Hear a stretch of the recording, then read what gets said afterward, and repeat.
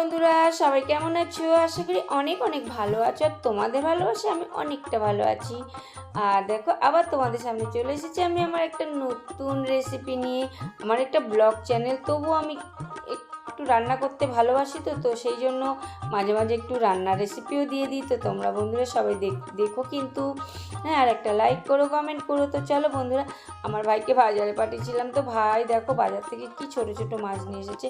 আমি বলেছিলাম একটু সাইজ মতো বাটা মাছ নিয়ে আসতে, তো এরকম ছোট মাছটাই নিয়ে এসেছি। তো চলো কাটতে থাকি। তো দেখো, মাছটা কেটে ধুয়ে পরিষ্কার করা আমার হয়ে গেছে। আজকে আমি করব বাটা মাছের ঝোল।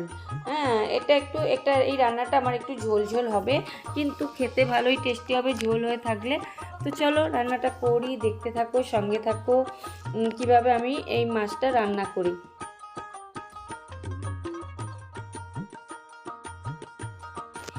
আর বড় মাছের থেকে ছোট মাছের কিন্তু একটা টেস্টটা আলাদা হয়, মাছগুলোর টেস্ট কিন্তু খুবই ভালো হয়। তো ছোট মাছ নিয়ে এসেছে, কী করা যাবে, তো মাছগুলোকে আমি রান্নাই শুরু করে দিচ্ছি। তো এবার আমি মাছগুলোতে কি কি লাগবে, আমি কি দিয়ে মাছটা রান্না করব, তারই জিনিসগুলো তোমাদের দেখাবো, চলো শেয়ার করি। তো আমার লাগবে, নিয়েছি আমি কিছুটা বেগুন, আর বেগুনগুলোকে দেখো আমি বেশ লম্বা লম্বা করে কেটে নিয়েছি। আর এই যে বেগুনটা দেখছি, এটা কিন্তু পোকা নয়, এটা হলো কালো হয়ে গেছে, কারণ আমি এটা কেটে রেখেছিলাম, তো এই জায়গাটা কালো হয়ে গেছে। বেগুন কেটে তো জলে ভিজিয়ে রাখতে হয়, নাহলে কালো হয়ে যায়, তোমরা তো সবাই জানো। আর মশলার মধ্যে যা যা লাগবে তা কী কী নিয়েছি চলো শেয়ার করি। নিয়েছি সাদা সর্ষে, কালো সর্ষে, যে কোনো সর্ষে নেওয়া যায়। নিয়েছি কালো জিরে, আর নিয়েছি সাদা জিরে, আর কিছু কাঁচা লঙ্কা নেব, আর স্বাদ মতো, আর চারটে শুকনো লঙ্কা নিয়েছি, যে যেরকম ঝাল খাবে। আর নেব সঙ্গে বড়ি। তো মাছের ঝোলে বড়ি দিলে তো খুবই সুন্দর লাগে। তো দেখো আমি বড়ি নিয়ে নিয়েছি, তোমরা যে কোনো বড়ি নিতে পারো। তো দেখো, আমি এবার মাছগুলোকে ভালো করে নুন আর হলুদ দিয়ে মেখে রাখবো জিনিসটাকে। মেখে নিয়ে এর সঙ্গে কি কি লাগবে, কিভাবে করব, তো চলো সঙ্গে থাকো, দেখতে থাকো। আর এটা যারা আদা রসুন পেঁয়াজ অনেকে খায় না, তো তাদের জন্য এটা তো খুবই ভালো হবে, কারণ এটা আদা রসুন পেঁয়াজ ছাড়াই আমি এই রান্নাটা করব। তো দেখো, উনুনে কড়া বসিয়ে দিয়েছি, কড়া দিয়ে তেল দিয়ে দিয়েছি। আর আমাদের এই রান্নাটা আমরা কাঠের উনুনে করব। আর আমরা তো গ্রামের দেশের মানুষ, তোমরা তো জানোই। আর গ্রাম বাংলায় বেশিরভাগ এখন কাঠেরই রান্নাটা হয়। মাঝে মাঝে গ্যাসে রান্না করি, আর বেশিরভাগটা আমরা কাঠেই রান্না করে নিই। আর তো দেখো, আমি ভালো করে তেল দিয়েছি, তেলটা বেশ ভালো গরম হলে আমি আগে বড়িগুলোকে ভেজে নেব। কারণ বড়িগুলো ভেজে নিয়েছি, কারণ এই তেলে আবার আমি মাছটা ভেজে নেবো। আগে মাছ ভাজলে বড়িগুলো একটা আঁশটে গন্ধ হয়ে যাবে, তো সেই জন্য আমি ভালো করে বড়িগুলোকে আগে লাল লাল করে ভেজে নিয়ে তুলে নেব।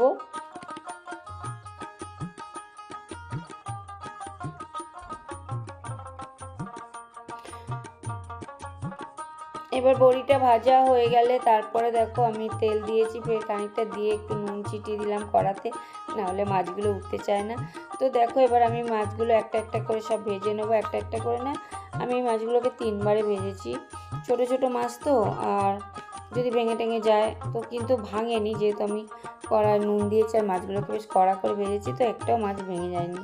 তো মাছগুলোকে আমি এবার ভেজে তুলে নিলাম। তো দেখো বন্ধুরা, এই মাছটা রান্না করতে গেলে একটা মশলা তৈরি করে নিতে হবে। তো সেই মশলাটার জন্য আমি প্রথমে 1 চামচ কালো জিরে নিয়ে নিয়েছি, তারপর নিয়ে নেবো 1 চামচ সর্ষে, তারপরে নিয়ে নেব আমি 1 চামচ সাদা জিরে। তো আমি এই মশলাটাকে শিলে বেটে নেবো, তোমরা চাইলে মিক্সিতেও করে নিতে পারো। আর মিক্সিতে করার আগে আগে একটু ভালো করে হালকা গরম করে একটু গুঁড়ো করে নেবে, নিয়ে তারপরে জল দিয়ে বাটবে, তাহলে ভালো হবে।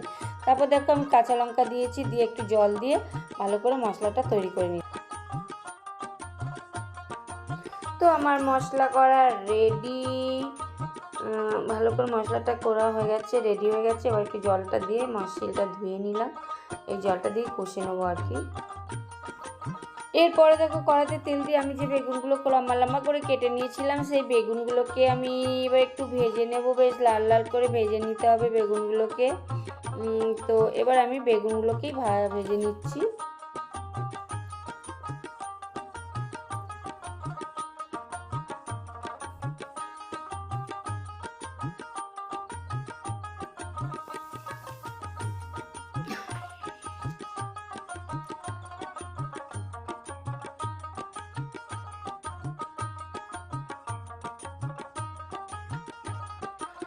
তো বেগুনগুলোকে এইভাবে একদম লাল লাল করে ভেজে আর তুলে নিয়েছি, দেখতে থাকো। তো সমস্ত বেগুনগুলোকে আমি দুবারে এরকম করে ভেজে নিলাম, বুঝলে বন্ধুরা? তো দেখতে থাকো, সঙ্গে থাকো।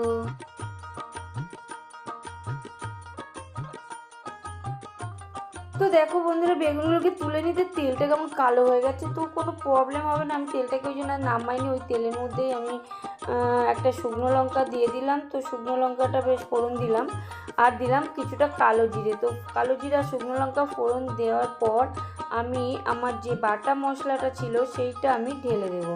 তো দেখেছো তেলটা কালো, আর এর সঙ্গে কালো মিশে গিয়ে কোনো প্রবলেম হয়নি আমার। তো অতটা তেল ফেলে দেবো সেই জন্যে। তো আর যেহেতু বেগুন ভেজেছি, বেগুন ভাজলে তেল তো কালো হয়ে যাবে, তাই না বলো? আর একটার পর একটা ওই কড়াটার মধ্যে ভেজে যাচ্ছি, বড়ি ভাজলাম, মাছ ভাজলাম, বেগুন ভাজলাম। তো সেই জন্য তেলটা একটু কালো হয়ে গেছে। তো আমি আমার বাটা মশলাটা তেলের মধ্যে দিয়ে একটু কষিয়ে নেব ভালো করে। পরিমাণ মতো একটু কষিয়ে নিতে হবে, বুঝতে পেরেছো?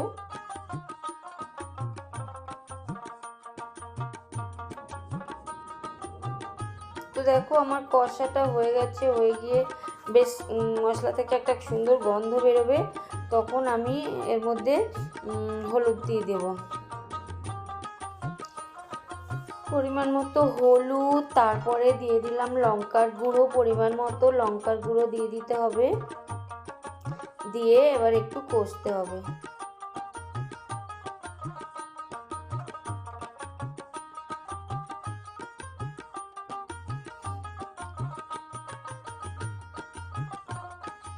একটু জল দিয়ে একটু কষে নিলাম।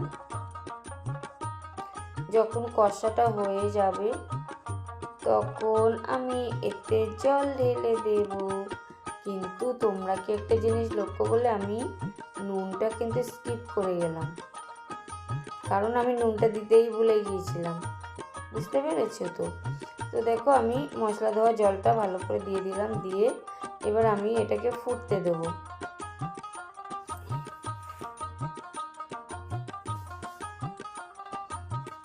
এইবারে আমি নুনটা দিলাম তখন নুনটা দিইনি, আর এবারে আমি পরিমাণ মতো নুন দিয়ে দিলাম, দিয়ে এবার আমি ঝোলটাকে ফুটতে দেবো।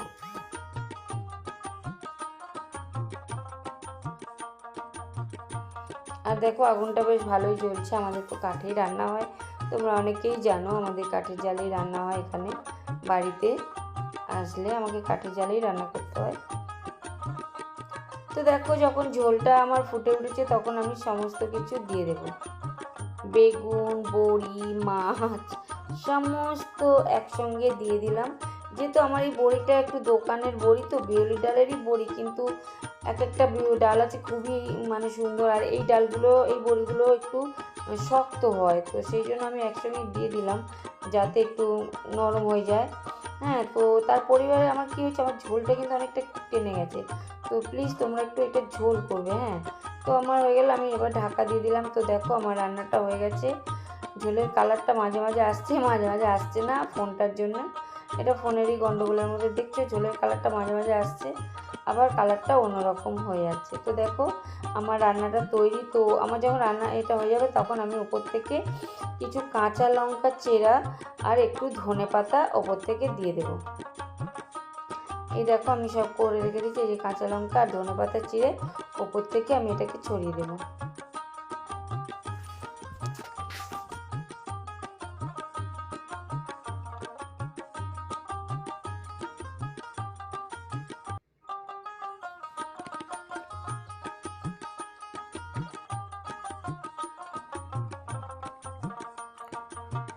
তো রেডি আমার কালো জিরে, বড়ি, বেগুন দিয়ে একটা বাটা মাছের ঝোল।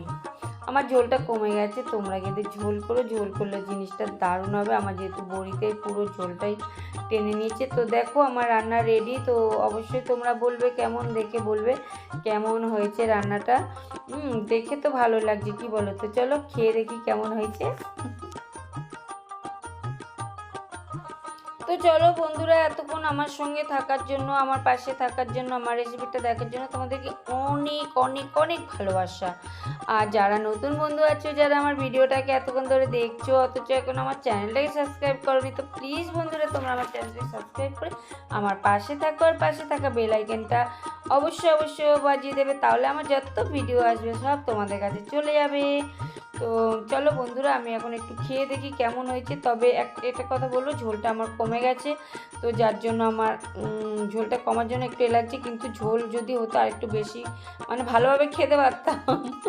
ঝোলটা কমে গেছে, কিন্তু টেস্টটা খুবই ভালো হয়েছে, খুবই দারুণ হয়েছে, একদম পুরোনো দিনের একটা রান্না। তোমরা অবশ্যই করে খেয়ে দেখবে, ভালোই লাগবে। হ্যাঁ, কোনো সমস্যা ঝামেলা নেই, কিছু নেই, ঘরে যা থাকে সেই মশলা দিয়েই হয়ে যাবে। বেশি তেল নয়, রিচ নয়, হালকা রান্না, হালকার ওপর দিয়ে রান্নাটা খুবই দারুণ হয়েছে, খুবই সুন্দর হয়েছে, খুবই ভালো হয়েছে। আমার ক্যামেরার জন্য আমার কালারটা অতটা ভালো লাগছে না অবশ্যই। তো তোমরা প্লিজ রঙের ওপর যাবে না, তোমরা খাবারের ওপর যাবে, যেটা টেস্ট হবে সেরকমই খাবার ভালো। বেশি মশলাপাতি দিয়ে রিচ করে করলে কি ভালো হয় বলো? তো চলো বন্ধুরা, আজকের মতো টাটা, সবাই ভালো থেকো, সুস্থ থেকো।